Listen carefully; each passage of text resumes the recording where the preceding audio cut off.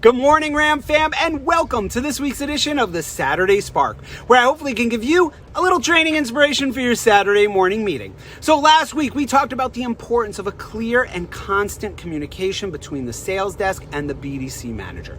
Today, I want to give both departments something to train on. Let's work on customer objections. So we get them all the time, right? But when was the last time you actually drilled and practiced them? When was the last time you simulated this? The key to overcoming objections is simulation training, and guess what? More simulation. Using real objections from customers with your team while you are doing your ring rings. Because otherwise, all you're gonna get is what you have now. Your sales and BDC teams putting customers on hold, running to the desk, stumbling around, sending them further and further down a rabbit hole. And the goal is to avoid the rabbit hole. The first step, managers, we got to start listening to phone calls again.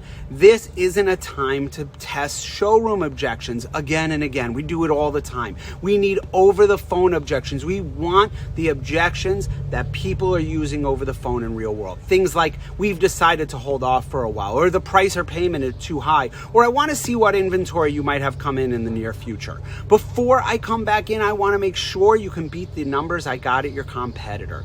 Right? That's the big one. So let's keep our team on the toes and let's start working those things in and give them the word tracks for success. So when the customer tells you, I want to make sure you can beat these numbers before I come in, the panic doesn't start setting in. You just simply and coolly say, you know, I'm so glad you mentioned our competitors. We go head to head with them all the time. The overwhelming majority of the time, we can do better than they can when you consider all the elements of this transaction for a really very simple reason. Now, this is where you make it fit your dealership. What makes you stand out from your competition? What are real reasons why you will beat them on price? So one example might be because we're a bit out of the city, our overhead is much less, allowing us to sell you the vehicle for yet less. Or it could be, you know, we do a much higher volume than them, and we don't do that higher volume by letting anyone beat us on price.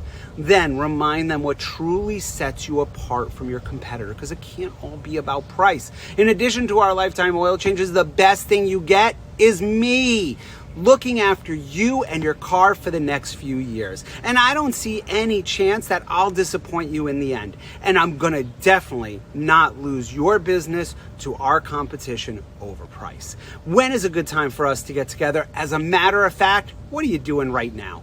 Boom! Come on, who's saying no to this? No one.